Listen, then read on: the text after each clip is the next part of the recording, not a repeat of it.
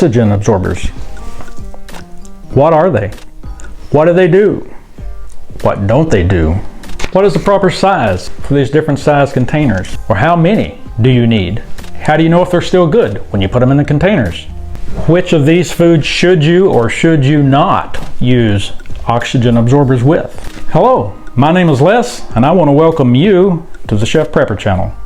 And in this video, we are going to look at the good, the bad, and the ugly of oxygen absorbers.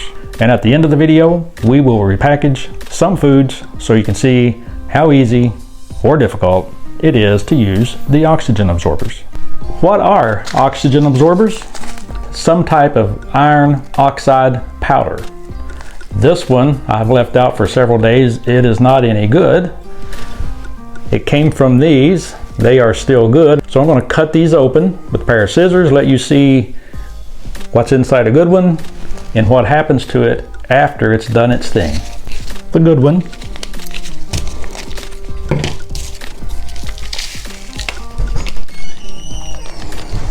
Used up one.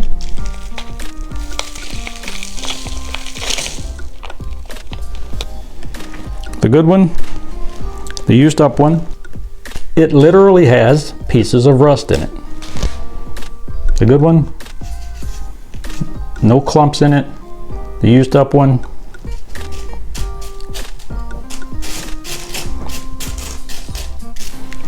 lots of clumps. And those clumps are rust. So what do the oxygen absorbers do? Well, of course, they absorb oxygen. When you put an absorber in a container and you have the right size absorber, which we'll talk about a little later, then the iron reacts with the oxygen that's in the air in the container and it rusts. Therefore, it absorbs all of the oxygen, but not all of the air, just the oxygen. And that's why it's important to put the right size absorber into the right size container. Putting one that's larger than you need is great. Putting one that's not large enough won't do what you want it to do. Yes, they do not absorb all the air, only the oxygen in the air, and therefore when you use oxygen absorbers in Mylar bags, like you'll see in this clip, sometimes they will make the bag really hard and you can see everything in it poking through almost, and sometimes you won't.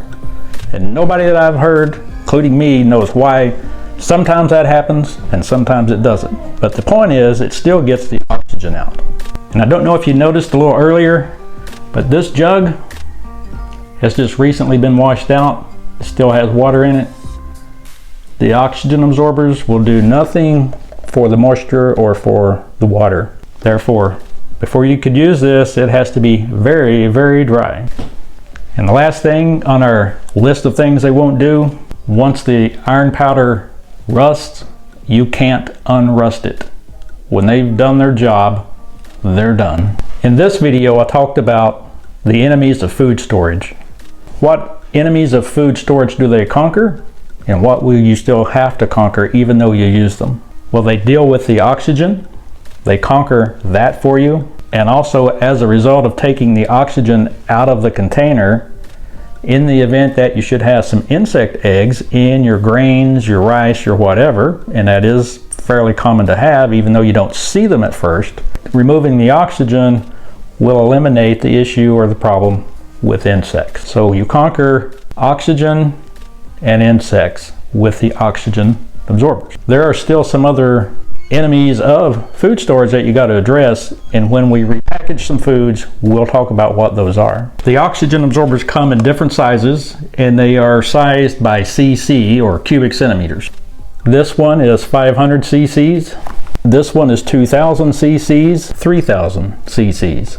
So I do have various sizes of the absorbers. However, if I buy any more of these, I will stick with everything being the same size. And that size will be a mid-level size, about like these, probably 500 cc's, because they're big enough for the smaller containers. And if I want to put them in a bigger container, I'll just put 2 of them in or 3 of them in.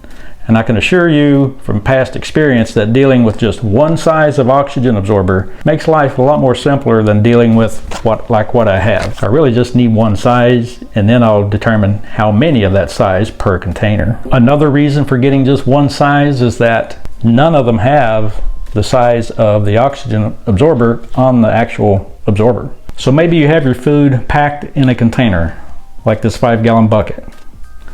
And now you're ready to put your oxygen absorber in. Is it still good? Well, if they're still in the packages have these little indicators. And this one, according to the indicator, is still good. This is an example of one that is not any good. Of course, I took the actual absorbers out of here and they're in a jar, vacuum sealed. But I've saved this so you can see the difference. The pink one is still good, but if you start to use a package where the indicator looks like that, even if you haven't opened the package and you haven't used any of them, they're still not any good. But let's say that you've already used some of them and you've stored them away properly in a jar that's vacuum sealed or that's not vacuum sealed.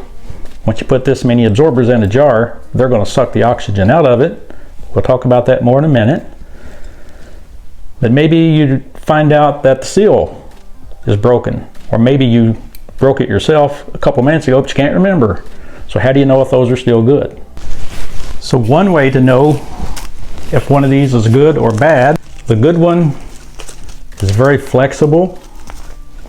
The used up one, if you can hear this, it's very stiff, and that's because it's rusted. So with those two tests, the package indicator and actually how flexible they are, if you don't have a package indicator, you can be assured that when you use them, they're still good, or you'll know not to use those. So after you've used your absorbers, or some of them, how do you keep them until the next time? 3 ways that I know of. Number 1 is to have more of them on hand than you need to use, and you depend upon an unopened package the next time that you use O2 absorbers. Second way, in the way that we do ours here, is we put them in a jar and then we vacuum seal the jar. Other people use this method as well, only they don't vacuum seal the jar. They just let the oxygen absorbers absorb what oxygen is left in the jar after they tighten the lid down. The problem with that, from my thinking, is when you put them in the jar but you don't vacuum seal it, it's got air in it, it's got oxygen in it. Every one of those packets are going to start rusting ever so slightly. So if you don't vacuum seal it, whatever the size of the absorber is, it's going to be slightly less the next time that you need to use it. Maybe not enough to matter, especially if you oversize or use one extra in the package, but it's just a chance that I don't want to take. So if you choose vacuum sealing rather than the O2 absorbers, do you need to put the O2 absorbers in with the vacuum sealed food? I've seen several people say that the O2 absorbers actually get more oxygen out of a container than the vacuum sealer. I don't know if that's correct or not. I don't know. For me, I choose one way or the other, vacuum sealing or the O2 absorbers. I don't combine them. You can, it's not going to hurt anything. Are there any foods that you should not store with oxygen absorbers?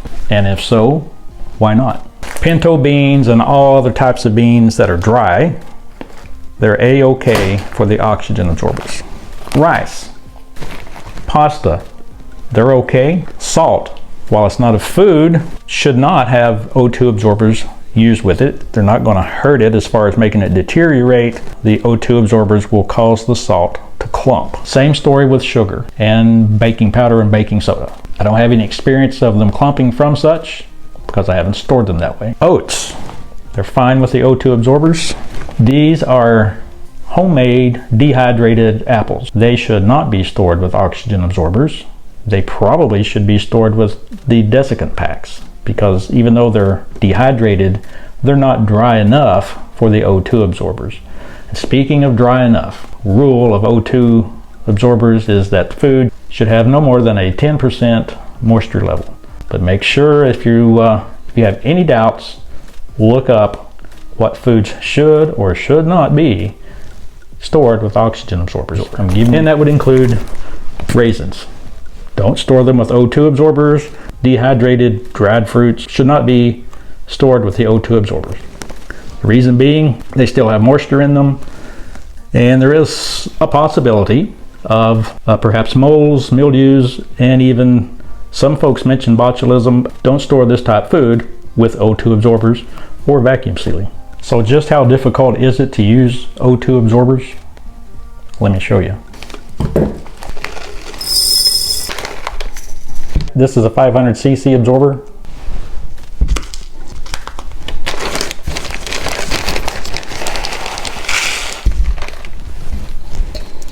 Shake it down a little bit, put the lid on,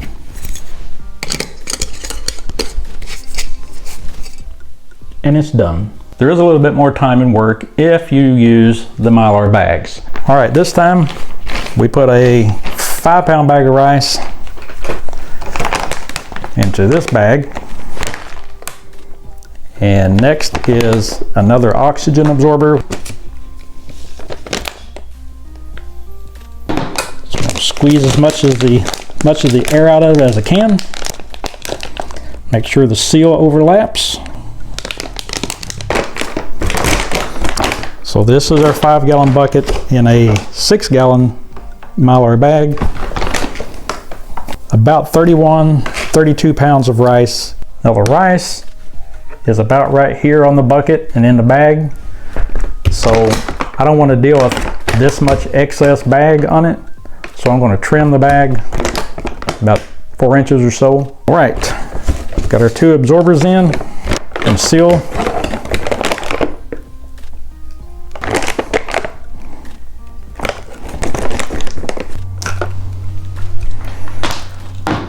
Sealing about a little over 30 pounds of rice in a 5-gallon bucket, Mylar bag, O2 absorber. So what is the recommended size of oxygen absorber for different sizes of containers? This is a 1-pint container.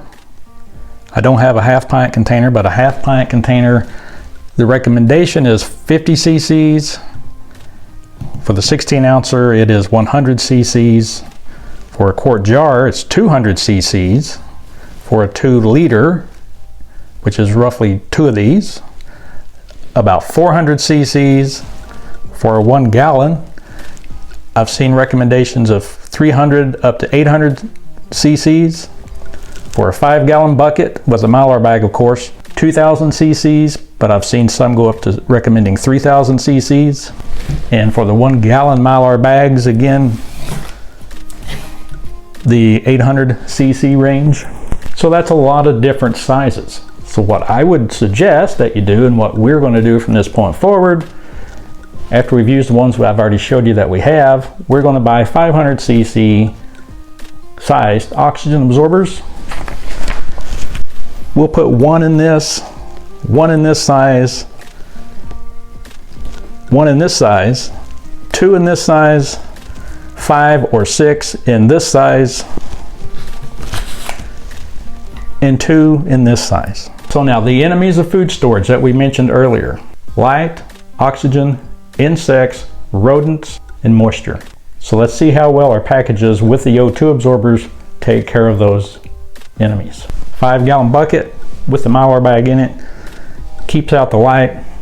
We got the oxygen out. That will protect it from rodents. You have to make sure that everything you deal with, the food and the containers, is dry when you start, and I did. So moisture is taken care of. Taking the oxygen out eliminates the threat of the insects. Check on all 5 tanks. This one, moisture is taken care of, oxygen's taken care of, insects are taken care of, but rodents and light, got to do a little more with that one. Same thing with that one. Same thing with this one. This one, moisture is taken care of, oxygen's taken care of, rodents are taken care of, insects are taken care of, but not the light. Got to store this one. These have to be stored in something else that will keep them away from light, or in a dark room. These need to be stored in something that will protect them from rodents, or in a rodent-free area. And then this one takes care of the insects with the oxygen, takes care of the oxygen, takes care of the light, Doesn't do much for rodents, but it also takes care of the insects. So this one too has to be put in something else to protect from rodents. So you can see oxygen absorbers are a tremendous help, but they're not everything that you need to take care of when you are dealing with food for long-term storage. And the last thing to take into account with your food storage is the temperature. Nothing about packaging or repackaging is going to deal with the temperature. But the hotter the area that you keep it in, the shorter the shelf life, the cooler, the longer the shelf life. My question for you guys for this video, do you have a favorite food for long-term storage that you repackage? And if you do, what is that food and what is your method of repackaging it for long-term storage? Let us hear from you down in the comments. If you like your foods already repackaged for long-term storage when you get them, but you wonder how long you can actually keep these in storage, then this is for you.